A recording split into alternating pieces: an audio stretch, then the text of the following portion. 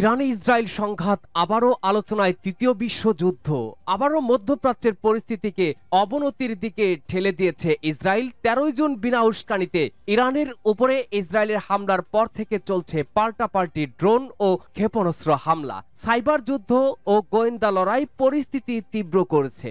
এটি শুধু দুই দেশের মধ্যেই সীমাবদ্ধ নয়, যুক্তরাষ্ট্র, রাশিয়া ও আরব দেশগুলোর ভূমিকাও জটিল করছে। ট্রাম্প যুদ্ধে জড়ালে মধ্যপ্রাচ্যে দোজক নেমে আসবে ইরানের হুঁশিয়ারি। ইরান ইসরায়েলের যুদ্ধের ভয়াবহতা নিয়ে জানাবো শীর্ষ 10টি খবর।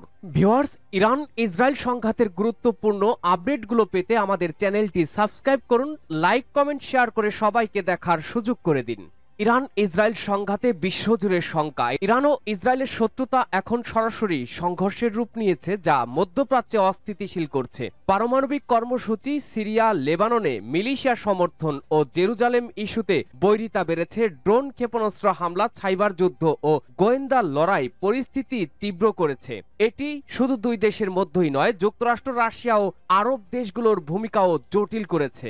ইরান ইসরায়েলের সংঘাত নিয়ে শীর্ষ 10টি খবর। ডোনাল্ড ট্রাম্পকে সংযত হওয়ার আহ্বান ব্রিটিশ প্রধানমন্ত্রীর। ইরানের বিরুদ্ধে সামরিক পদক্ষেপ থেকে সরে আসার জন্য মার্কিন প্রেসিডেন্ট ডোনাল্ড ট্রাম্পের প্রতি আহ্বান জানিয়েছেন যুক্তরাজ্যের প্রধানমন্ত্রী কিয়ার স্টারমার। তিনি বলেছেন, এই সংঘাতে উত্তেজনা বৃদ্ধির একটি সত্যিকারের ঝুঁকি রয়েছে, তাই তিনি সব পক্ষকে একটি কূটনৈতিক সমাধানের পথ খুঁজতে অনুরোধ করেন। বিবিসির খবরে বলা হয়, কিয়ার স্টারমার উল্লেখ করেছেন, এর আগে যুক্তরাষ্ট্রের সঙ্গে কয়েক দফা আলোচনা হয়েছে ইরানের, এবং আমার কাছে মনে হয় এটি এই সমস্যা সমাধানের পথ। এদিকে ক্ষেপণাস্ত্র ও শতাধিক ধরনের ড্রোন দিয়ে ইসরায়েলে হামলা অব্যাহত রেখেছে ইরান। ইসরায়েলের হাইফা ও তেল আবিবে হামলা চালিয়ে যাচ্ছে ইরান। ইরানের রাষ্ট্রীয় গণমাধ্যমের বরাত দিয়ে আল জাজিরার খবরে বলা হয়েছে, ইরানের ইসলামী বিপ্লবী গার্ড বাহিনী আইআরজিসি ওই হামলার কথা জানিয়েছে। আইআরজিসি বলছে, ইসরায়েলের হাইফা ও তেল আবিব শহরে হামলা শুরু হয়েছে। সামরিক লক্ষ্যবস্তু এবং সামরিক শিল্প সম্পর্কিত কেন্দ্রগুলোর বিরুদ্ধে নতুন একটি সমন্বিত ক্ষেপণাস্ত্র ও ড্রোন হামলা শুরু হয়েছে, যা চলমান আছে। এছাড়া ট্রাম্প যুদ্ধে জড়ালে মধ্যপ্রাচ্যে দোজক নেমে আসবে ইরানের হুঁশিয়ারি। ইরান ইসরায়েল সরাসরি সংঘাতের এক অতি সংকটময় মুহূর্তে যুক্তরাষ্ট্রকে কড়া বার্তা দিয়েছে ইরান। তেহরান হুঁশিয়ারি দিয়ে বলেছে, মার্কিন যুক্তরাষ্ট্র সরাসরি যুদ্ধে জড়ালে প্রেসিডেন্ট ডোনাল্ড ট্রাম্প অপ্রত্যাশিত যুদ্ধের জনক হিসেবে ইতিহাসে চিহ্নিত হবেন। এতে গোটা মধ্যপ্রাচ্যে দোজক নেমে আসবে। ব্রিটিশ সংবাদ মাধ্যম বিবিসিকে দেওয়া এক দীর্ঘ সাক্ষাৎকারে ইরানের উপ পররাষ্ট্রমন্ত্রী সাইদ খাতিবজাদে এই সতর্ক বার্তা দেন। তিনি বলেন, আমরা মনে করি এটি কোনোভাবেই আমেরিকার যুদ্ধ নয়, কিন্তু তারা যদি এতে ঢুকে পড়ে তবে অপরের যুদ্ধে জড়ানোর জন্য প্রেসিডেন্ট ট্রাম্পকে স্মরণ করা হবে, আর এই যুদ্ধ গোটা অঞ্চলের জন্য দোজক নামিয়ে আনবে। এদিকে যুদ্ধে জড়ানো নিয়ে ট্রাম্প হামলার অনুমতি দেননি বলে জানিয়েছেন। ইরানে হামলার অনুমতি দেয়নি ওয়াল স্ট্রিট জার্নালের রিপোর্ট ভুয়া বলেছেন ট্রাম্প। ইরানের বিরুদ্ধে হামলার পরিকল্পনা নিয়ে মার্কিন প্রেসিডেন্ট ডোনাল্ড ট্রাম্পের গোপন সম্মতি রয়েছে বলে ওয়াল স্ট্রিট জার্নালের এক প্রতিবেদনে দাবি করা হলেও তা পুরোপুরি অস্বীকার করেছেন তিনি। খবর আল জাজিরার। নিজের সামাজিক যোগাযোগ মাধ্যম ট্রুথ সোশ্যালে পোস্ট করে ট্রাম্প বলেন, ওয়াল স্ট্রিট জার্নাল ইরান নিয়ে আমার ভাবনা সম্পর্কে কিছুই জানে না। ওই প্রতিবেদনে বলা হয়েছিল, ট্রাম্প প্রশাসন ইরানের পারমাণবিক স্থাপনাগুলোতে হামলার পরিকল্পনায় নীতিগত সম্মতি দিলেও চূড়ান্ত অনুমোদন স্থগিত রেখেছে, এই আশায় যে তেহরান হয়তো তার পারমাণবিক কর্মসূচি পরিত্যাগ করবে।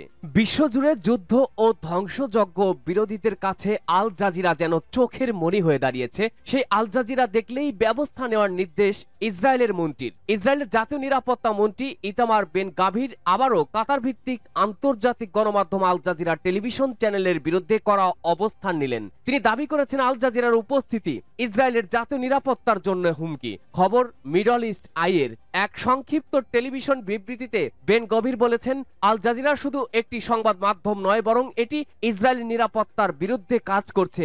এদের কার্যক্রম বন্ধ করা জরুরি। তিনি দেশটির পুলিশকে আহ্বান জানান, যারা আল জাজিরা দেখবে তার বিরুদ্ধে আইনগত ব্যবস্থা নেবেন। এদিকে যত দিন গড়াচ্ছে যুদ্ধে কোণঠাসা অবস্থায় ইসরায়েল। যুক্তরাষ্ট্রের সাহায্য চাওয়া ইসরায়েলের দুর্বলতার লক্ষণ দাবি ইরানের। যুক্তরাষ্ট্রের কাছে ইসরায়েলের সহায়তা চাওয়ার বিষয়টি ইসরায়েলের দুর্বলতার লক্ষণ বলে মন্তব্য করেছেন ইরানের সর্বোচ্চ নেতা আয়াতুল্লাহ আলী খামেনি। তিনি এক এক্সে সাবেক টুইটার বার্তায় এই মন্তব্য করেন বলে জানিয়েছে আল জাজিরা। খামেনি বলেছেন, এটা সত্য যে জায়নিস্ট শাসনের মার্কিন বন্ধুদের এখন হস্তক্ষেপ করতে হচ্ছে।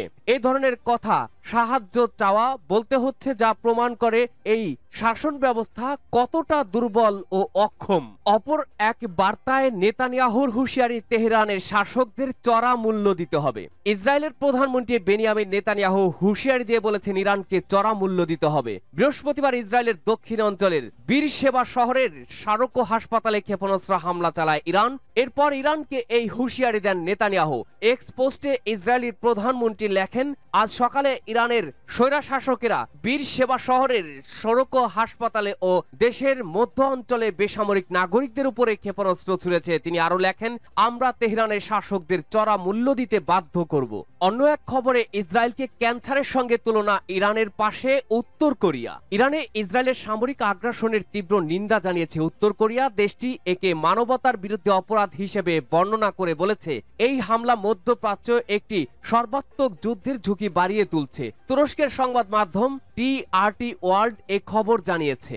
উত্তর কোরিয়ার রাষ্ট্র নিয়ন্ত্রিত বার্তা সংস্থা কেসিএন এর বরাতে জানানো হয়, বৃহস্পতিবার দেশটির পররাষ্ট্র মন্ত্রণালয়ের একজন মুখপাত্র বলেন, ইরানের বেসামরিক পারমাণবিক ও জ্বালানি স্থাপনায় ইসরায়েলি হামলায় পিয়ংইয়ং গভীর উদ্বেগ প্রকাশ করছে এবং এই হামলার ঘোরতর নিন্দা জানাচ্ছে।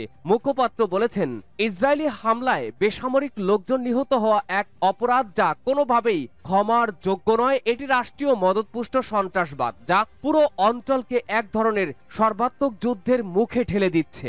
এদিকে পশ্চিমা শক্তিগুলো লাগাম ছাড়া হুমকি, ইসরায়েলকে অস্ত্র দিয়ে সহায়তা। ইরানের বিরুদ্ধে অহেতুক হামলা চালিয়ে ইসরায়েলের যুদ্ধ শুরু করা। কোনোভাবেই ইরানকে আর থামানো যাবে না। ক্ষেপণাস্ত্র ও শতাধিক ধরনের ড্রোন দিয়ে ইসরায়েলে হামলা চলছে।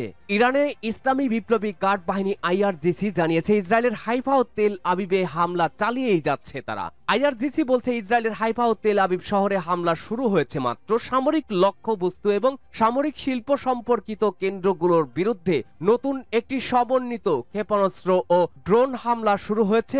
আইআরজিসি আরো জানায়, ড্রোন অভিযান চলমান, যেখানে 100টিরও বেশি ধরনের যুদ্ধ ও আত্মঘাতী ড্রোন ইসরায়েলের বিরুদ্ধে হামলায় ব্যবহার করা হচ্ছে।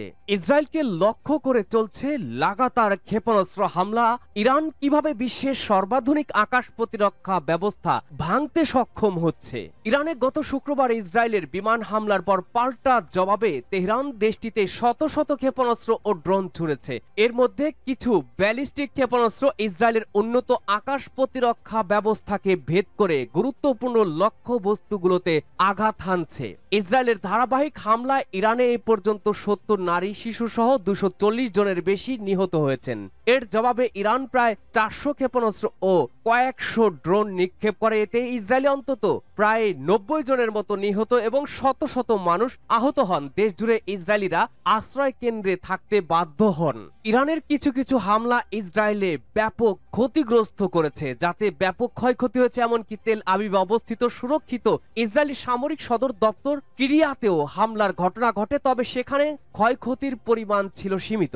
জানা গেছে, ইরান ইসরায়েলের সামরিক গোয়েন্দা কেন্দ্র ও বৈদেশিক গোয়েন্দা সংস্থা মোসাদের একটি পরিকল্পনা কেন্দ্রেও আঘাত করেছে। এর মাধ্যমে ইসরায়েলের সবচেয়ে উন্নত ও বিশ্বের সর্বাধুনিক আকাশ প্রতিরক্ষা ব্যবস্থা ভেদ করতে সক্ষম হয় ইরান। সাম্প্রতিককালের ইতিহাস বলছে, ইসরায়েল আয়রন ডোমের মতো তার আকাশ প্রতিরক্ষা ব্যবস্থাগুলোর মাধ্যমে দেশটিতে বেশিরভাগ ক্ষেপণাস্ত্র হামলা সফলভাবে প্রতিহত করেছে। কিন্তু এবার বেরিয়ে এসেছে আসল সত্য। তাহলে ইরানি ক্ষেপণাস্ত্র কিভাবে ইসরায়েলের আকাশ প্রতিরক্ষাগুলো ভেদ করেছে?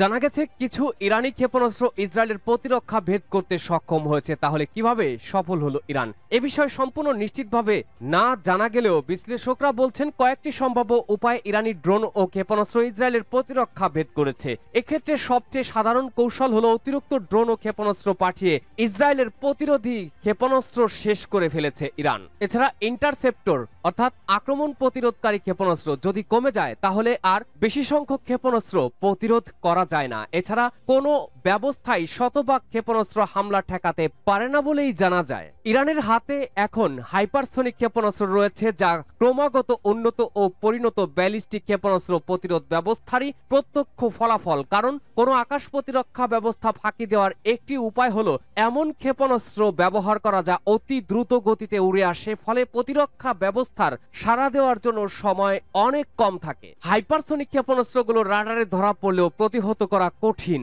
কিছু হাইপারসনিক ক্ষেপণাস্ত্রের সঙ্গে হাইপারসনিক গ্লাইড ভেহিকল HGV সংযুক্ত থাকে। এটি একটি যুদ্ধাস্ত্র যা শব্দের চেয়ে 5 গুণ দ্রুত গতিতে উড়তে ও দিক পরিবর্তন করতে সক্ষম হয়। ইরানের ফাতাহ 2 ক্ষেপণাস্ত্রে HGV ব্যবহৃত হয়েছে।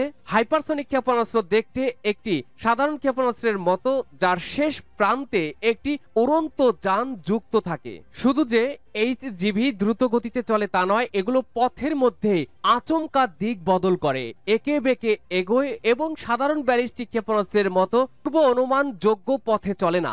এমন দ্রুত ও অনিয়মিত ধাঁচে চলাচলের ফলে এগুলো আকাশ প্রতিরক্ষা ব্যবস্থা এড়াতে সক্ষম হয়, কারণ আকাশ প্রতিরক্ষা ব্যবস্থা মূলত ক্ষেপণাস্ত্রের গতিপথ অনুসরণ করে প্রতিরোধ গড়ে তোলে। এছাড়া ইরানি ক্ষেপণাস্ত্রগুলোর মধ্যে রয়েছে ক্রুজ ক্ষেপণাস্ত্র। ক্রুজ ক্ষেপণাস্ত্র গতিপথ বদল করতে পারে এবং এগুলো প্রতিরোধ করা খুবই কঠিন। ইরানের অস্ত্র ভান্ডারে আছে হোভেই সহ বিভিন্ন ধরনের ক্রুজ ক্ষেপণাস্ত্র। ইসরায়েলের বিরুদ্ধে হামলা এই ধরনের ক্ষেপণাস্ত্র ব্যবহার করেছে দেশটি। এগুলো ব্যালিস্টিক ক্ষেপণাস্ত্রের তুলনায় কম উচ্চতায় ধীর গতিতে উড়ে যায়, অনেকটা চালকবিহীন বিমানের মতো। এই কারণে এগুলো রাডারেও ধরা কঠিন হয়ে পড়ে। ইরান ও ইসরায়েলের মধ্যে চলমান সংঘাত এখন মূলত ধ্বংস বা শক্তি ক্ষয়ের এক লড়াই হয়ে উঠছে। গত সোমবার তারা ইরানের আকাশ সীমার উপরে আধিপত্য প্রতিষ্ঠা করেছে ইসরায়েল। তবে ইরান ও ইসরায়েলের মধ্যে সর্বনিম্ন দূরত্ব 1000 কিলোমিটার, অর্থাৎ 620 মাইল। এই হিসাবটা মূলত ইসরায়েল ইরানে যুদ্ধ বিমান ব্যবহার করে হামলা চালাচ্ছে। আর এই দূরত্ব ইসরায়েলি যুদ্ধ বিমানের জন্য অনেক বড়, বিশেষ করে যদি জ্বালানি ছাড়া যেতে হয়। ইসরায়েলি যুদ্ধ বিমানগুলো শত্রুপক্ষের আকাশ সীমায় ঢুকতে পারে, কিন্তু সেটা সীমিত সময়ের জন্য। যুক্তরাষ্ট্র ইসরায়েলকে আকাশপথে জ্বালানি সরবরাহ করে সহায়তা করতে পারে, তবে যুদ্ধ বিমান অতিরিক্ত ট্যাঙ্ক যুক্ত করলে সেটির গোপনীয়তা বা স্টিলথ ক্ষমতা হ্রাস পায়। এতে প্রশ্ন ওঠে, এই টানা সংঘাতে ইরানের হাতে আসলে কত ক্ষেপণাস্ত্র আছে যার সাহায্যে তারা লড়াই চালিয়ে যেতে পারবে, আর ইসরায়েলের হাতেই বা কত ইন্টারসেপ্টর ক্ষেপণাস্ত্র, বিশেষ করে অ্যারো 2 ও অ্যারো 3 আছে, যেগুলো তারাও টানা ব্যবহার করতে পারবে।